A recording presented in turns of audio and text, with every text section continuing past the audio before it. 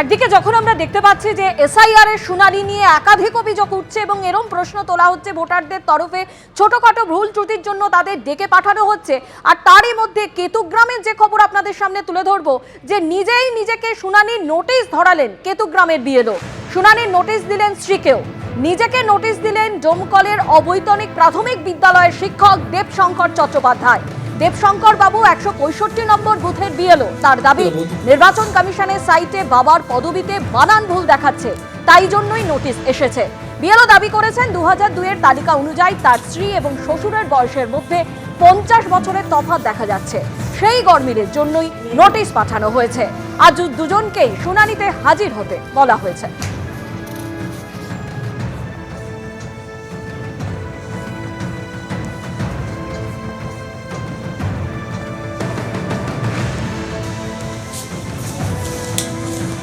সামান্য ভুল ত্রুটি সত্ত্বেও শুনানিতে ডেকে হেনস্থা করা হচ্ছে। সাধারণ মানুষ যখন এই অভিযোগ করছেন তখন বিএলওরা তারাও কিন্তু গণ ইস্তফার হুঁশিয়ারি দিয়েছেন। গতকাল বিডিও অফিসে গিয়েছিলেন মঙ্গলকোটের বিএলওরা, তারা বলছেন শুনানির নোটিশ দিতে গেলে তাদেরকে মারধর করা হবে বলে হুঁশিয়ারি দেওয়া হচ্ছে।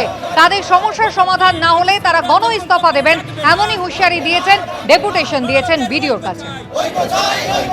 যতক্ষণ না দাবি মানবে বিএলওরা পথে থাকবে। সৌরাচার মানছি না, মানবো না, এই অমানবিক কাজের চাপ সইছি না। আর কিছুক্ষণের মধ্যে হাইকোর্টে আইপ্যাক মামলার শুনানি, রুদ্ধদ্বার এজলাসে ইডি, তৃণমূলের জোড়া মামলার শুনানি। শুনানিতে শুধু মামলার সঙ্গে সম্পর্কিত আইনজীবীদের থাকার অনুমতি। রুদ্ধদ্বার এজলাসে জোড়া মামলার শুনানি হবে লাইভ স্ট্রিমিং। এর আগে আপনারা জানেন যে যেদিন এই জোড়া মামলার শুনানি ছিল সেদিন বিশৃঙ্খলার জেরে শুনানি স্থগিত হয়ে যায় এবং পরবর্তী শুনানির দিন হিসেবে এই 14ই জানুয়ারির দিন ধার্য করা হয়েছে। আর ইতিমধ্যেই আপনারা জানেন যে এই শুনানিতে মামলার সঙ্গে সম্পর্কিত আইনজীবীদের থাকার অনুমতি দেওয়া হয়েছে এবং ইতিমধ্যেই শুনানি শুরু হয়ে গিয়েছে বলে জানা যাচ্ছে।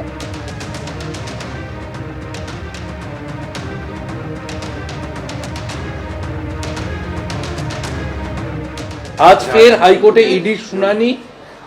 আগের দিন আমরা দেখেছিলাম শুনানি চলাকালীন কি ঘটেছিল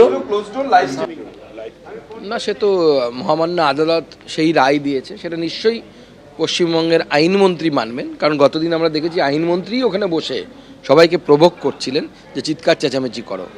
আমরা কোনো কিছু মন্তব্য করছি না, নিশ্চিতভাবে আমাদের আইনের ওপর ভরসা আছে, আদালতের ওপর ভরসা আছে, হাইকোর্টের ওপর ভরসা আছে। আমরা কোনো মন্তব্য এই নিয়ে করছি না। আর খালি আইনজীবীরা থাকবেন তা না, পিটিশনার, রেসপন্ডেন্ট যারা আছেন তারাও থাকতে পারে। আইপ্যাক কাণ্ডে মমতা বন্দ্যোপাধ্যায়ের বিরুদ্ধে চুরির অভিযোগ করে নবান্নের বাইরে ধর্নায় বসতে চেয়েছিলেন বিরোধী দলনেতা শুভেন্দু অধিকারী। আপনারা জানেন গতকালই মামলা দায়েরের অনুমতি দিয়েছিলেন বিচারপতি, তবে আজ বিকল্প জায়গার প্রস্তাব দিতে বলা হয়েছে আদালতের পক্ষ থেকে। যে জায়গায় অর্থাৎ নবান্নের সামনে যেখানে বিজেপি ধর্নায় বসতে চায় সেই অনুমতি দিতে আদালত রাজি নয়। ধর্নায় বসতে বিজেপিকে বিকল্প জায়গার প্রস্তাব দিয়েছে আদালত। বিজেপি যদি চায় তাহলে তারা নবান্ন বাস স্ট্যান্ডে কিংবা মন্দির তলায় কর্মসূচি করতে পারে। বিজেপিকে এই বিকল্প জায়গা ভেবে দেখতে বললেন বিচারপতি শুভ্রা ঘোষ। আগামীকাল ফের শুনানি। শুভেন্দু অধিকারী 11 তারিখ তিনি বলেছিলেন আইপ্যাক কাণ্ডে মমতা বন্দ্যোপাধ্যায়ের বিরুদ্ধে নথিপত্র চুরির অভিযোগে তিনি নবান্নের বাইরে ধর্নায় বসতে চান। কলকাতা পুলিশের কাছে আবেদন জানিয়েছিলেন, কলকাতা পুলিশ অনুমতি না দেওয়ায় তিনি আদালতের দ্বারস্থ হয়েছিলেন। গতকাল মামলা দায়েরের অনুমতি পেয়েছিলেন আর আজ আদালতের পক্ষ থেকে বিকল্প জায়গার প্রস্তাব দেওয়া হয়েছে। নবান্নের সামনে নয়, অর্থাৎ বিজেপি যেখানে ধর্নায় বসতে চায় সেখানে অনুমতি দেওয়া সম্ভব নয়, তার বদলে তারা নবান্ন বাস স্ট্যান্ড কিংবা মন্দির তলায় কর্মসূচি করতে পারেন। বিকল্প প্রস্তাব ভেবে দেখতে বললেন বিচারপতি শুভ্রা ঘোষ। আগামীকাল শুনানি।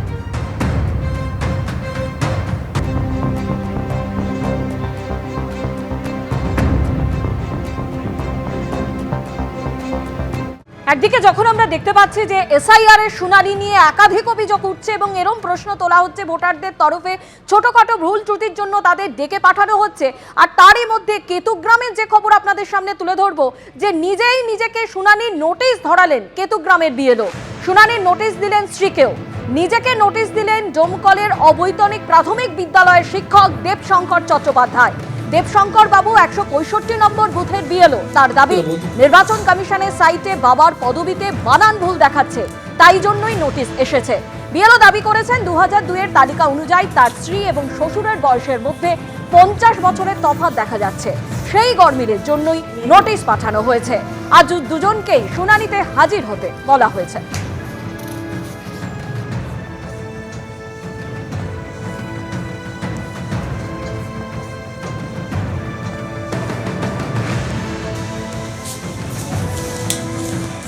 এবিপি আনন্দ, এগিয়ে থাকে, এগিয়ে রাখে।